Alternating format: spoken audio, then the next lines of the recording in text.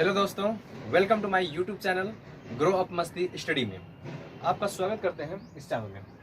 हम आपके लिए लाए हैं क्लास 12th के फिजिक्स, जो कि बहुत ही अच्छे और कॉन्सेप्ट के साथ आपको प्रोवाइड कराया जाएगा ये वीडियो। तो हमारे चैनल के साथ आप कंटिन्यू बने रहिए। तो चलिए स्टार्ट करते हैं।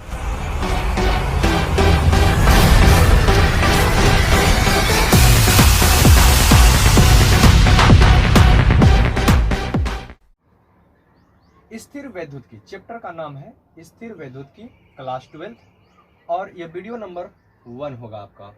इसमें हम लोग सीखने वाले हैं, चैप्टर का नाम ये स्थिर वैद्युत की, इसका मतलब कि केवल और केवल स्थिर आवेशों के बारे में अध्ययन किया जाएगा। तो चलिए इसका परिचय देखते हैं। आखिर स्थिर वैद्युत की किसे कहते हैं।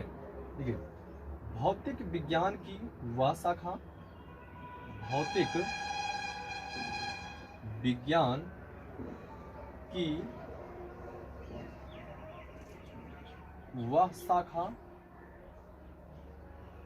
जिसके अंतर्गत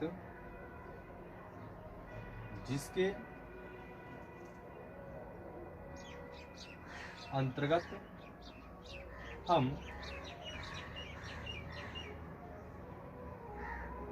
स्थिर आवेशों का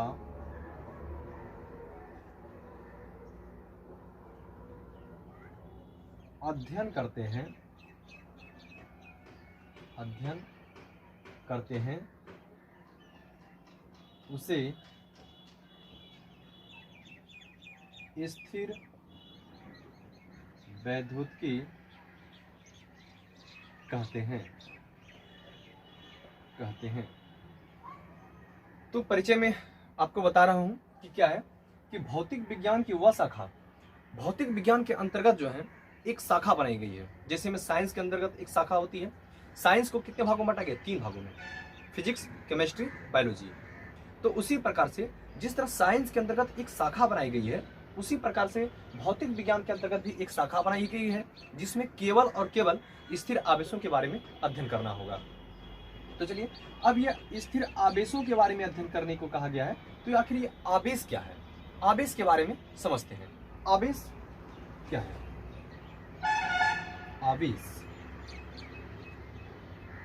आवेश को इंग्लिश में चार्ज कहा जाता है। देखिए, आवेश क्या है कि आवेश किसी एक पदार्थ का एक वैसा गुण होता है जो किसी भी विद्युतीय और चुंबकीय बलों का अनुभव करता है। तो एक पदार्थ है जो विद्युत और चुंबकीय बलों का अनुभव करेगा। अब आप कहेंगे सर ये विद्युतीय बल और चुंबकीय बल ये मेरे कॉन्सेप्ट में नहीं आया, ये क्या चीजें हैं? तो मैं आपको बता दे रहा हूं। देखिए, आप क्या करते हैं कि बचपन में एक चुंबक का खेल खेले होंगे। चुंबक के खेल में जस्ट एक चुंबकीय और एक चुंबकीय, और जैसे ये चुंबक को सामने ले जाते हैं तो ये चुंबक क्या होता है? भागता है, या तो ये सट भी जाता है। ऐसा स्थिति क्यों होता है? तो ये उसके कारण चुंबक का एक बल होता है जो कुछ स्थान को घेरे रहते हैं चुंबकीय क्षेत्र के कारण।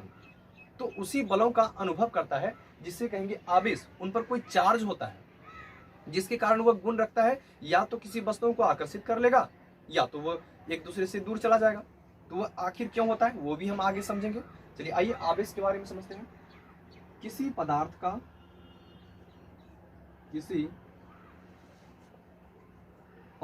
का वह गुण जिसके कारण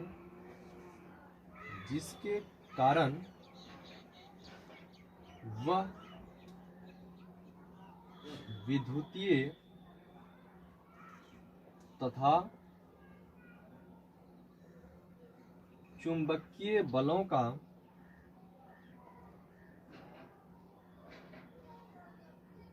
अनुभव करता है, वह आवेश कहलाता है। आवेश को Q से सूचित किया जाता है। आवेश को Q से सूचित किया जाता है। और आवेश का जो मात्रक होता है वो हम आपको बता दें, जो काफी ऑब्जेक्टिव एग्जाम में पूछे जाते हैं। आवेश का SI मात्रक कूलम्ब को C से प्रेजेंट करते हैं, होता है। और दूसरा आपको मैं ऑब्जेक्टिव के लिए बता दूं कि आवेश एक अदिश राशि होते हैं। आवेश एक अदिश राशि होता है। आवेश का सबसे छोटा मात्रक ESU और सबसे बड़ा मात्रक फैराडे होता है, उनको भी जान लेंगे। आवेश का सबसे छोटा मात्रक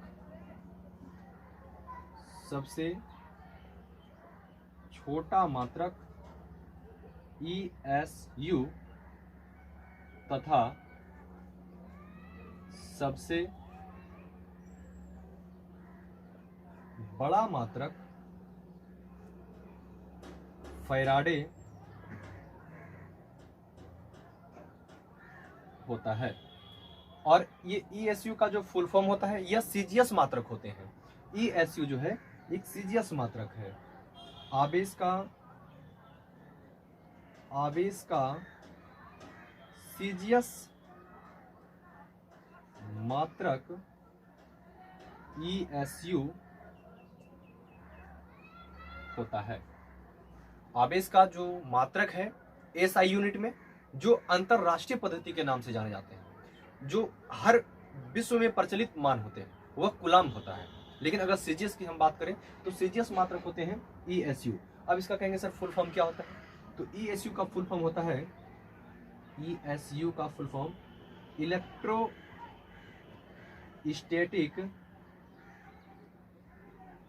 इलेक्ट्रोस्टैटिक यूनिट।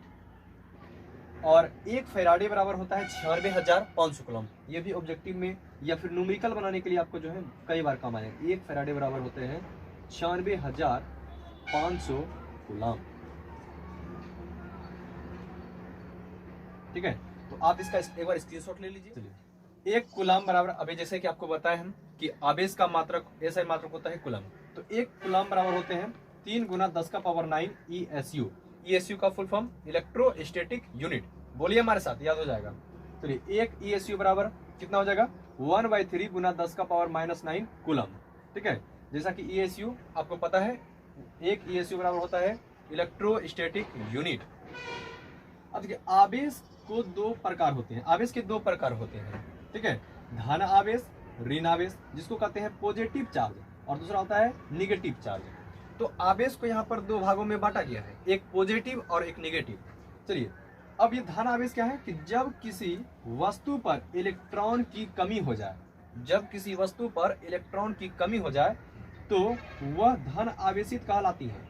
आप एक बात बताइए, आप धनवान कब कहलाएंगे, जब आपके पास कोई चीज बांटने के लिए धन हो, तभी ना आप धनवान कहलाएंगे। अब धनवान ही नहीं है तो बांटेंगे कहाँ से।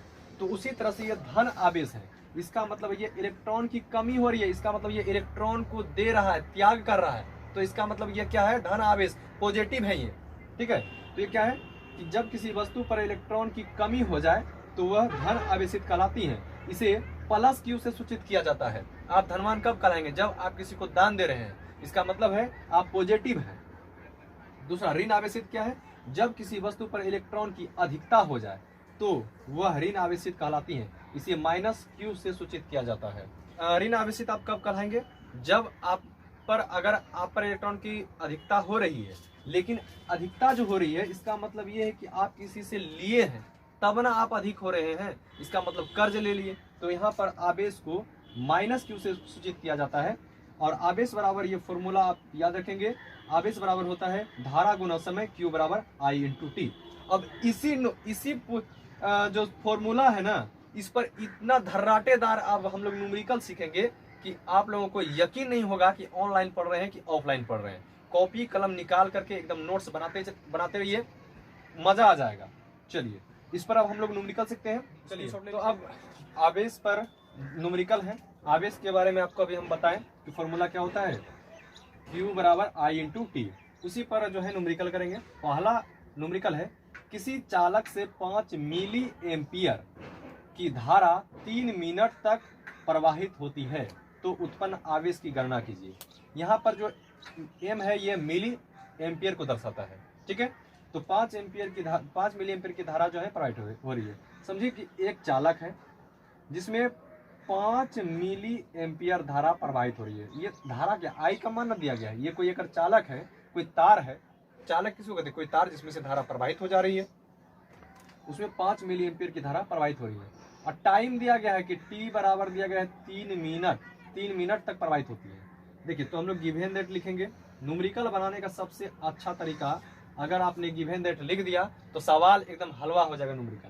ध्यान दीजिए, गिवन दैट में किसी चालक से 5 मिली एम्पियर की धारा प्रवाहित हो रही है ना, तो धारा आई का मान दिया गया है। धारा कितना है, 5 मिली एम्पियर। अब इसको मिली एम्पियर को बदलिए तो 5 गुना 10 का पावर -3 एम्पियर। मिली का मान होता है -3।